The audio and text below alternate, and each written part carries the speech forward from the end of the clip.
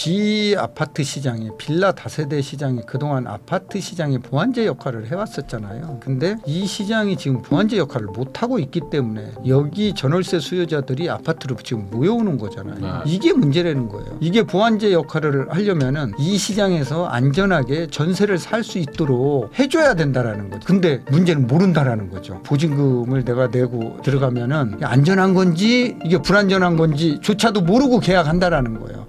고준석 대표님하고 이야기 나누고 있는데요. 아까 그 잠깐 정책 얘기 해봤는데 조금만 더 한번 이 부분에 대해서 좀 디테일하게 좀 여쭤보겠습니다. 우선은 이제 투자도 오래 하셨고 금융권, 뭐 부동산 쪽에 뭐 오래 계셨기 때문에 과거와 좀 비슷한 패턴이다라고 뭐 말씀을 해주시면은 좀 이해가 좀 쉬우니까 뭐 어떤 비슷한 연도나 뭐 이런 게 있을까요? 지금의 너무 시장에? 많죠. IMF 때 제가 신한은행에서 경매를 담당을 했었어요. 네. 경매 여신관리부에서 당시 한 2천여 건을 그땐 내비게이션이 없었어요. 경매 물건지를 그냥 지도 보고 찾아가야 돼요. 그때는 찾아서 지도지. 네.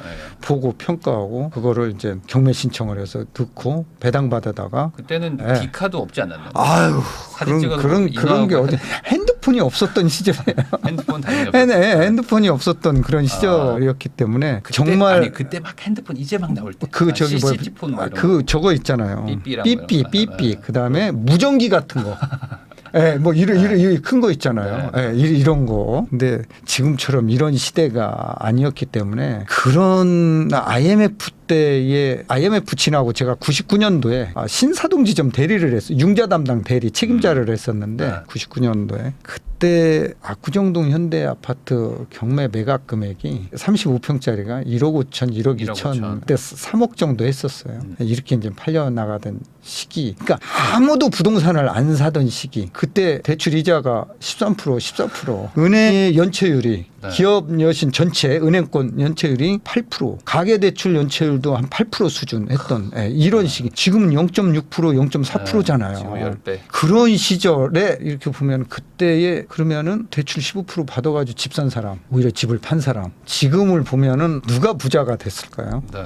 그러니까 보통 다들 압구정동 현대 아파트를 그 당시 3억에 샀던 사람과 오히려 팔았던 사람은. 그러니까 이 부동산 가격이라는 게 제가 경험을 해보면은 IMF 때도 있었지만 금융위기 때도 있었거든요. 금융위기 때도 가격이 막 그냥 금융 쇼크가 온 거잖아요. 그러니까 실물 시장에서도 이제 배겨나지를 못하는 거죠. 가격이 떨어졌다가. 그러니까 저는 IMF를 경험을 해봐서 이것도 뭐 곧 상승하겠네. 저는 이제 IMF를 당시 처음 경험을 하던 청년이었는데 그 당시 이제 생생하게 은행에서 이제 경험을 했죠. 그래서 금융위기 때는 제가 잠실에 있는 갤러리아 팰리스 지점장을 하고 있었을 때요. 그때 미분양이 많이 나왔잖아요. 오히려 반포 레미안 퍼스트지, 반포 자이 그쪽에 잠실에 있는 엘리트, 엘스, 리센체, 트리지움, 뭐 파크리오 이런 게 다 미분양이 났었거든요. 제가 이런 것들을 사라고 제가 고객한테 리센치 12평짜리 아파트가 있어요. 이게 1억 7천에 분양을 했는데 미분양인 거예요. 제가 사라 내가 1억 7천인데 대출을 1억씩 해주겠다 한 채당 5채만 사라. 그러면은 본인 7천만 원만 있으면 되잖아요. 3억 5천만 있으면 5채 사잖아요. 민원이 들어갔어요. 자꾸 지점장이 돈 빼서 예금 빼서 부동산 투자하라고 한다고. 그런데 그게 지금 얼마냐? 그게 지금 12억이에요. 월세가 그게 150만 원이 나와요. 그러니까 그거 5채 산 사람은 150만 원 받으면은 지금 뭐가 걱정이 있어요. 그래서 보니까 그런 시점들이 있더라. 그러니까 부동산 가격은 제가 이걸 과거의 아파트 매매 지수를 보면서 느끼는 게 부동산 가격은 창조만 하는 게 아니구나. 파괴도 되는구나. 파괴되고 또 창조하고 파괴되고 이런 과정을 거쳐서 우리가 10년 단위로 끄떡 보니까 결국은 우상향 돼 있더라. 미국의 S&P 500도 마찬가지잖아요. 200년 지수를 보면은 이게 떨어지는 때도 있잖아요. 근데 우상향.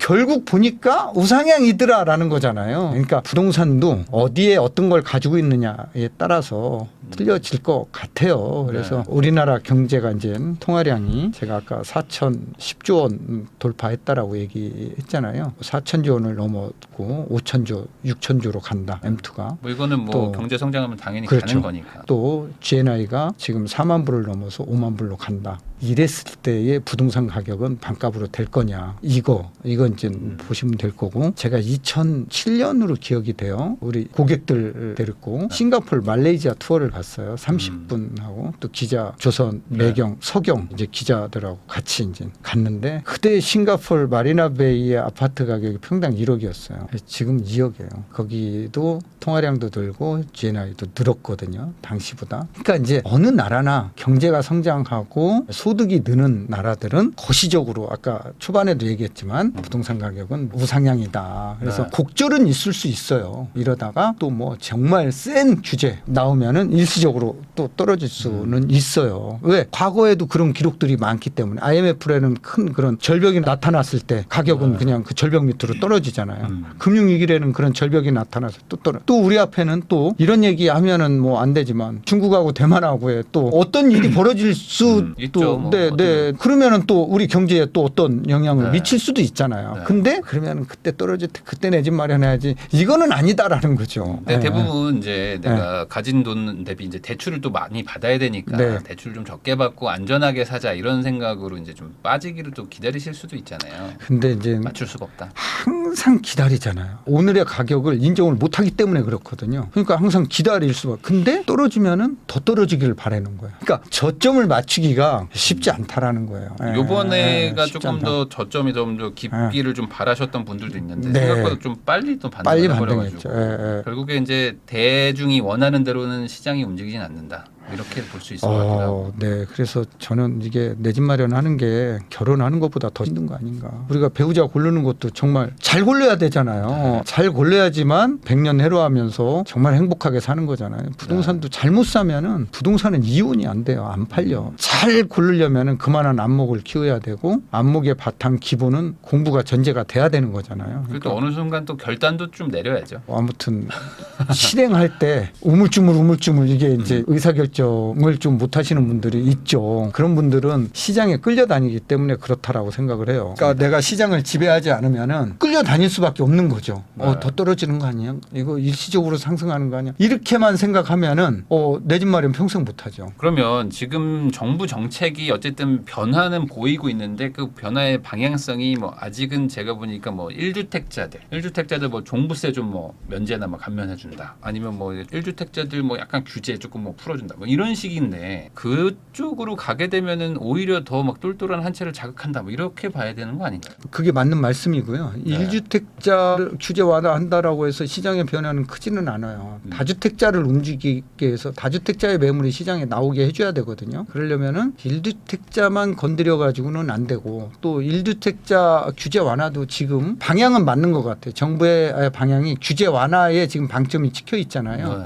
그 방향은 맞는데 너무 작다라는 거죠. 폭이. 그래서 네. 규제 완화의 폭을 좀 넓혀야 되지 않을까. 그렇게 저는 뭐 보고 있습니다. 그렇지만 이제 또 이제 뭐 이제 국민들의 어떤 뭐 여론이나 뭐 대다수의 어떤 뭐 다수결 이런 걸 봤을 때는 뭐 다주택자 뭐 규제 푼다 이런 거에 대해서는 또 이제 반감이 또 많기 때문에 그게 또 이게 현실적으로 좀 쉽지 않아 보이기도 합니다. 근데 이제 이런 거죠. 종부세를 과세한다라고 해서 그 종부세를 과연 소유자가 낼까요? 다 임차인한테 전가시키는 거거든요. 네. 그 전가된 효과가 지금 오늘날의 이런 전세값 상승, 월세값 상승으로 나타나고 있는 거거든요. 네. 그러니까 이 세금이라는 것은 전가된다라고 이게 뭐 오랜 연구 통해서 나오고 있는 얘기잖아요. 정제하게 있는 내용이죠. 네. 그러니까 이런 것들을 감안하면은 그러면은 결국 손해는 누가 보느냐라는 거예요. 무주택자들이 부담을 해야 되는 거고 그거를 더 부담함으로써 내 집 마련 기간은 더 늦어진다라는 거예요. 그래서 무주택자들이 중과세를 바라면은 오히려 본인들한테 손해다라는 거를 이제 인식이 조금 돼야 될 것 같아요. 이 얘기했다고 또 제 욕 엄청 먹는 거 아닐까요? 그러니까 결국에 이제 규제로 잡냐 아니면 네. 공급을 해가지고 네. 가격을 잡냐 이 뭐 네. 둘 중에 하나일 텐데 이제 공급을 해서 잡는 게 사실은 시장에는 더 도움이 되긴 되죠. 그러니까 이제 규제로 해서 가격을 못 잡는 데는 우리가 알고 있잖아요. 지난 정부들에서 보면은 항상 규제만 몰았으니까. 그러면은 결국은 금리는 변동성이 크기 때문에 뭐 어쩌다가 금리가 기준금리가 조금 높아서 가격을 통제는 하고 있었지만 또 이게 부동산 시장만 바라보고 금리 조정은 할 수는 없는 거잖아요. 네. 그렇다라고 하면은 이게 이제 공급이 그 다음 넘겨받아서 가격을 통제해줘야 되는데 통제할 수가 없다라는 거죠. 지금 공급이. 그럼 이것도 한번 좀 여쭤보겠습니다. 그 이제 공급을 하게 하겠다고 이제 발표는 하지만 사실 뭐 이게 많은 시장에서는 이렇게 좀 아직 좀 뜨뜻미지근하다 이런 얘기를 하지만 최근에 발표한 것 중에 하나가 이제 그린벨트 풀어가지고 하겠다 이런 내용도 좀 있거든요. 그 예전에 이제 금융위기 때는 이제 MB 정권에서 그린벨트 풀어가지고 막 반급 아파트 막 강남에 막 공급하고 이런 것들이 시장에 막 물량 공세에다가 심리도 막 위축시키고 했는데 이번에도 뭐 그린벨트 풀고 뭐 이런 걸 한다면은 이게 좀 어떻게 봐야 될까요? 뒤에 정부에서 효과가 나타나겠죠. 근데 중장기적으로는 아주 바람직해요. 너무 좋은 정책이죠. 공급을 통해서 양질의 주택을 공급하고 특히 서울 적경 지역에 이렇게 이제 공급을 한다라고 하면 굉장히 좋은 거죠. 뭐 최근에 거론되고 있는 지역이 대곡 지역이 지금 뭐 예상 대곡 지역이 GTX도 쓰는 역이잖아요. 그 주변 지역에 이제 평지니까요. 평지니까 거기를 공급해 준다라고 하면은 굉장히 좋은 거 아니겠어요? 근데 이게 이제 지금은 영향은 없다라는 거죠. 그러니까 지금 단기적으로는 이게 백약이 무효한 뭐 네, 이런 네, 상태인 거라는 거죠. 그렇다라고 하면은 규제 완화를 통해서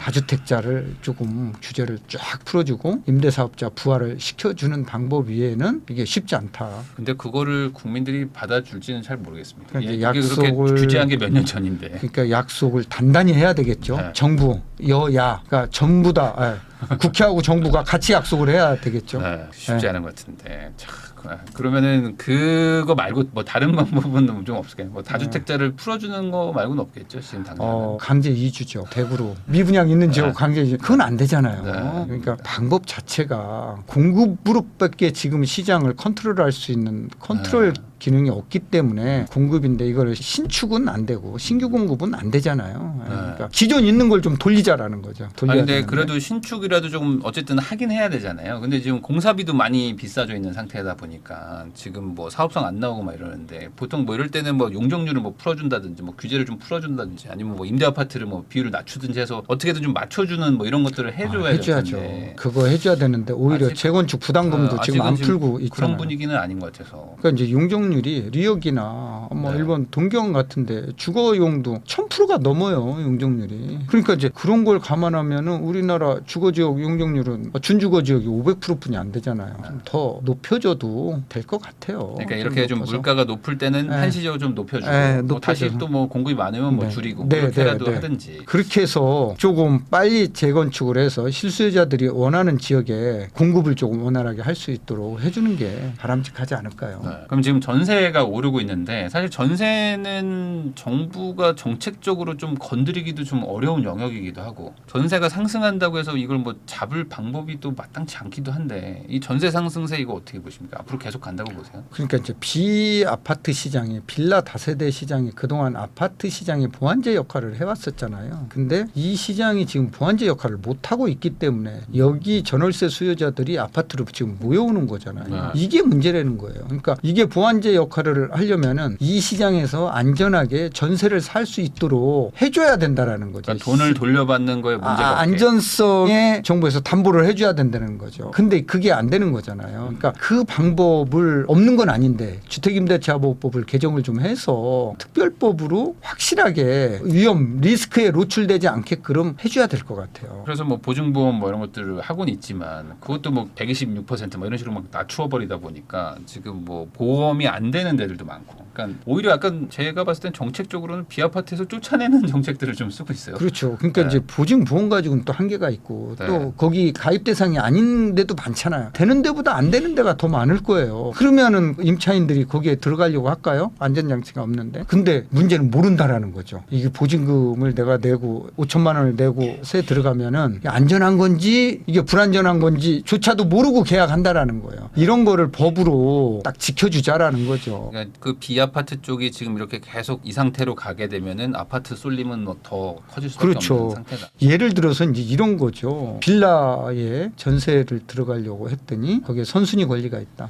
선순위 권리가 있으면은 전세 계약은 안 되게 법으로 막아놓자라는 거죠. 월세 계약만 할 수 있게. 그 다음에 선순위가 없어. 그러니까 전입 신고만 하면 대항력이 이제 생겨. 이런 집은 정확하게 그 집의 감정 평가사에 의해서 다세대 평가를 하게 하고 거기에 대해서 평가 금액에 대해서 이제 매매 시세가 나올 거잖아요. 거기에 매매 시세에 캡을 씌우자라는 거죠. 전세가를 50%. 전세 가격이 60%, 70%, 80% 오히려 매매 가격보다 전세 가격이 높은 데가 있잖아요. 이래서 빌라 가격이 1, 20%만 20, 30%만 떨어져도 깡통 전세가 되고 그러는 거잖아요. 그러니까 50% 캡을 씌우자라는 거예요. 그래서 나머지는 반전세로. 네, 나머지는 반전세로 네. 하면은 이게 못 받는 돈은 없을 거 아니에요. 경매 넘어가더라도 이 돈에 대해서는 매수인한테 받으면 되는 거니까요. 그래서 이렇게 이제 하자, 이렇게 하자. 그런 얘기도 있더라고요. 이제 이런 말씀처럼 네. 기존에 이제 전세가 막 7, 80%돼 있는 거를 네. 낮춰줘야 되는데 네. 그럼 주인들 입장에서는 어쨌든 돈을 돌려줘야 되니까 네, 네. 돌려줄 방법이 없는 분들도 있잖아요. 네, 네. 그런 분들을 위해서 한시적으로 좀 대출을 좀 해줘라. 뭐 이런 식으로 하는 정책을 좀 주장하시는 분들도 있더라고요. 근데 이제 한시적으로 하면 거기에 이제 근저당권이 설정되잖아요. 네. 그러면은 그럼 또 안 되니까. 이 법 적용이 안 되니까. 신용대출을 해줘야 되나? 예, 그래서 이제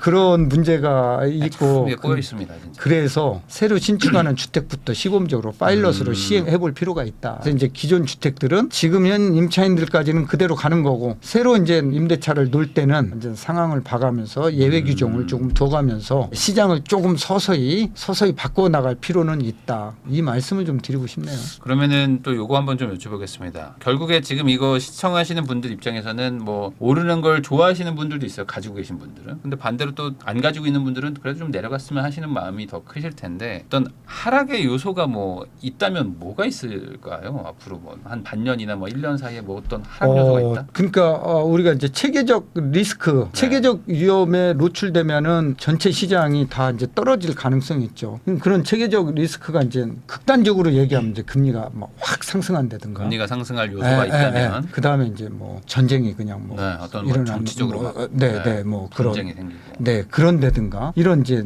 시장 전체에 영향을 미치는 이런 위험이 있으면은 떨어질 가능성은 있지만 경제 위기가 막 세계적으로 온다. 네, 그런 게 없는 한은 이 상황은 뭐 조금 일부 조정은 있을 수는 있지만 그냥 뭐 우상향이 당분간은 갈 가능성이 높다. 그러면 뭐 이렇게 보는 대외 거죠. 변수 말고 이제 국내적으로는 지금은 어쨌든 수요와 공급 이런 게 좀 무너져 있기 때문에 네, 네. 거기다 심리도 지금 막 지금 상승세로 가다 보니까 당분간은 뭐 좀 방법이 없는 뭐 이런 상황이라고 봐야 되겠네요. 백약이 무효. 아니 백약은 네. 있죠. 약은 네. 있죠. 근데 그 약을 지금 짓지 약- 못하니까 약은 있는데 그게 네. 약 처방이 지금 안 안 되고 되니까. 있네요. 네. 이게 좀 처방전이 안 나오는 네, 거죠. 그게 문제죠.